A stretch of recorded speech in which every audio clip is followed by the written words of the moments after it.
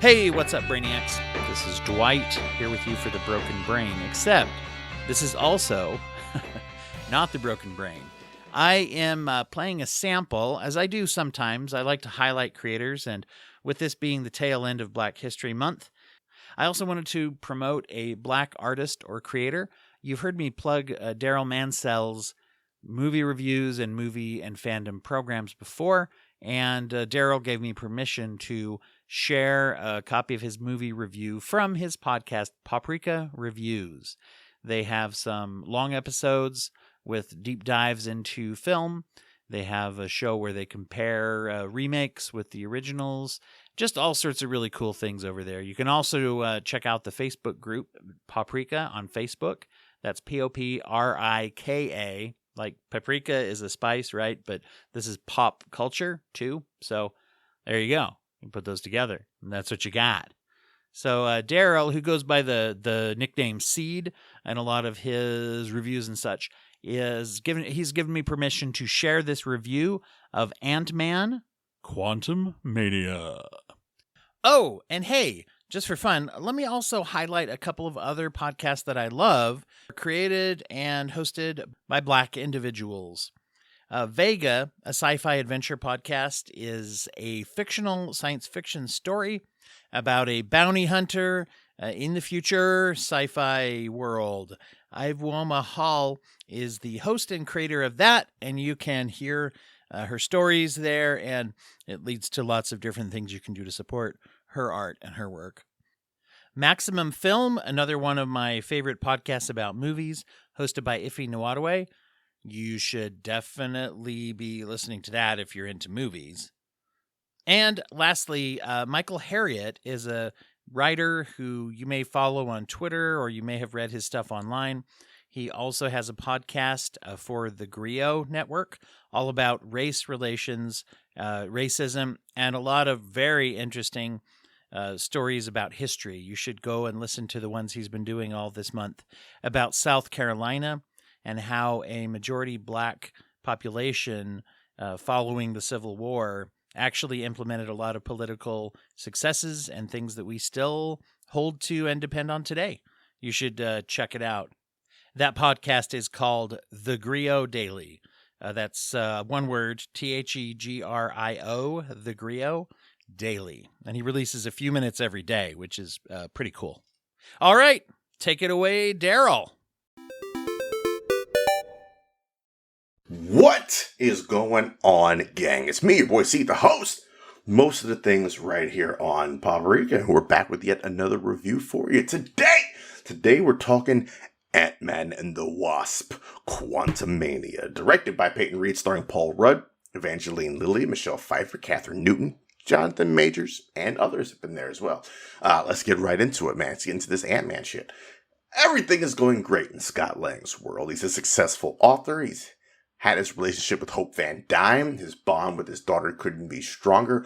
All of that changes when the three of them, along with Janet Van Dyne and Hank Pym, are transported to the quantum realm, taking him on an adventure that has them facing off against their most dangerous opponent yet. In Quantumania, Peyton Reed is the first MCU director to take a character, he's the second MCU director to take a character through a full trilogy. Shout out goes to John Watts for the Spider-Man trilogy.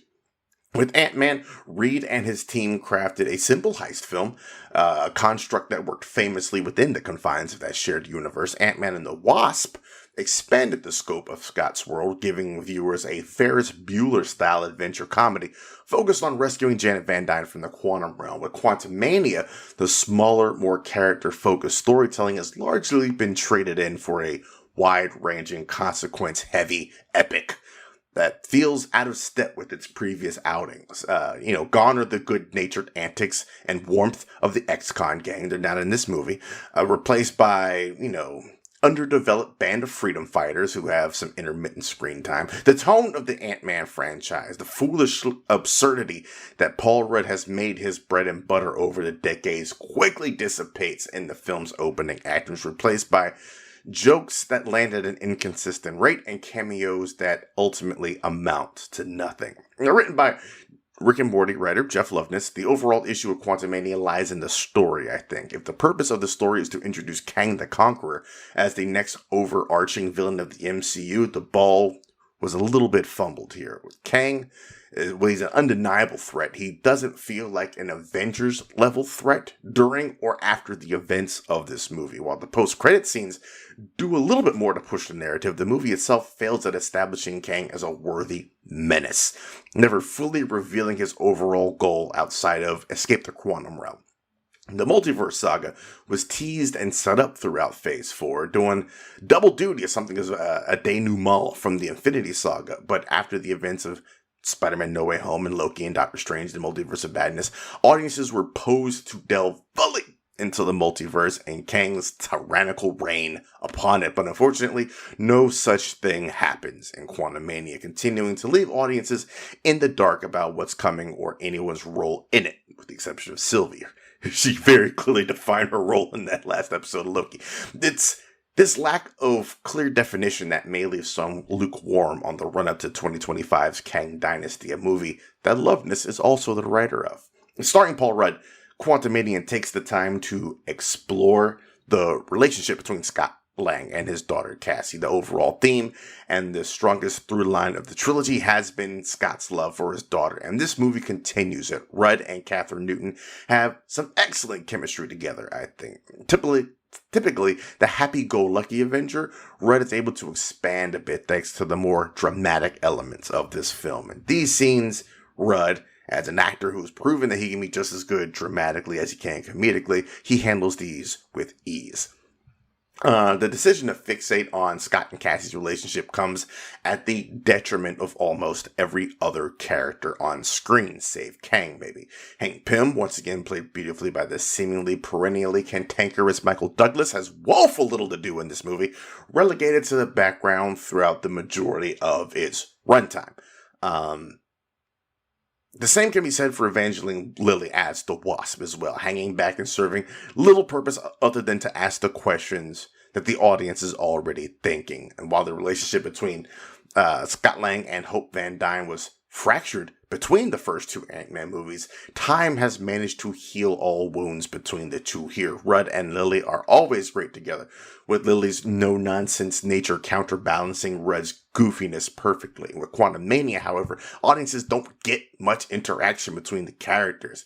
Evangeline Lilly is fine in the role, but sadly she's given little to do outside of one fairly major scene. With Michelle Pfeiffer, man, basically teased in the last minutes of Ant-Man and the Wasp. She comes to the forefront here in Quantumania as the audience's guide through this strange world.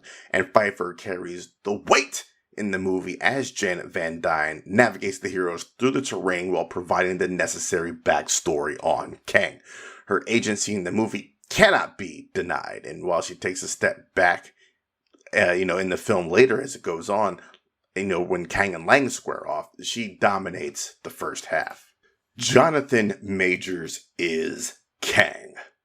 A complete 180 turnaround from the character he played in that last episode of Loki. This iteration of the character is as ruthless as he is cunning.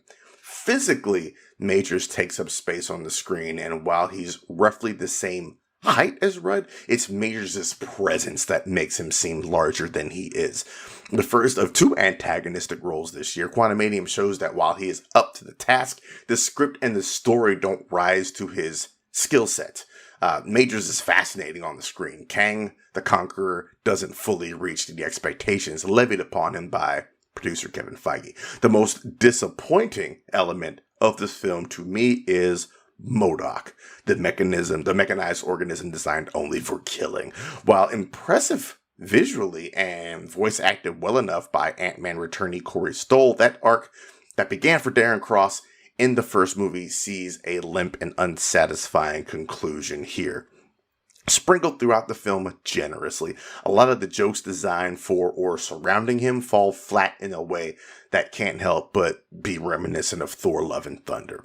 Peyton Reed's ambition has to be admired as director, with some of the best visual effects since the MCU has entered the multiverse saga. Quantumania is a sight to behold at times. From the moment the characters enter the quantum realm, the background of almost any scene seems to be something pulled from Reed's fever dreams. And while that doesn't always work in the film's favor, the actors really interact with the background at times. There's a clear and visual impression of two people standing in front of a screen, a good bit of scenes in this movie. The praise must be still heaped on the visual effects team. The trip to the quantum realm, the Mos Eisley Cantina-esque scene, the bevy of creatures found inhabiting the land, have many comparing the movie to Star Wars, I think, and rightfully so. It can't go overlooked that Peyton Reed unabashedly loves the Fantastic Four and actively worked on a film treatment for that long ago. And there's some scenes and ideas throughout that nod, I think, to his love of wacky space adventures. While the film's pacing is a bit problematic, especially in its shaky first act, once Kang is finally introduced, that's when the story really settles into place. Once established, the second act shines as the film's highlight, giving the story the feel of like a Mad Max Beyond Thunderdome, painting parts of the quantum realm as this desolate wasteland, completely unlike what we've seen near the end of Ant-Man and the Wasp. The third act, which is probably the weakest of the whole movie, it enters absurd territory as Scott fights to stop Kang from enacting his nefarious schemes, and putting Paul Rudd up against Jonathan Majors makes sense in nobody's world. But overall, Quantumania, while still entertaining at times, lacks the magic of its predecessors, I think. The original spirit of the characters, the charm of Paul Rudd, and the low stakes of the Ant-Man franchise are absent, leaves viewers with a bleaker tone and a lack of that goofy charisma they've come to expect. While Peyton Reed is still taking ambitious swings, a number of those ideas don't fully connect, leaving the audiences with a story that doesn't fully live up to its potential. Rudd continues to be a delight. Jonathan Majors is appropriately menacing, and Catherine Newton, I think, is a pretty good addition, making the outcome of this project all the more baffling, really. Worth seeing on the biggest possible screen thanks to some of the visual effects, Quantumania may leave some viewers continuing to question the overall quality of the post-Endgame world we live in. Ant-Man and the Wasp Quantumania is in theaters now. If you're listening to this at the time it goes up, man, if you've seen it, let me know what you thought about it. If you haven't seen it yet, when you do, get back to me and let me know your thoughts. But that is it for this interview, man, and we'll be back for you down the road right here on Poprika.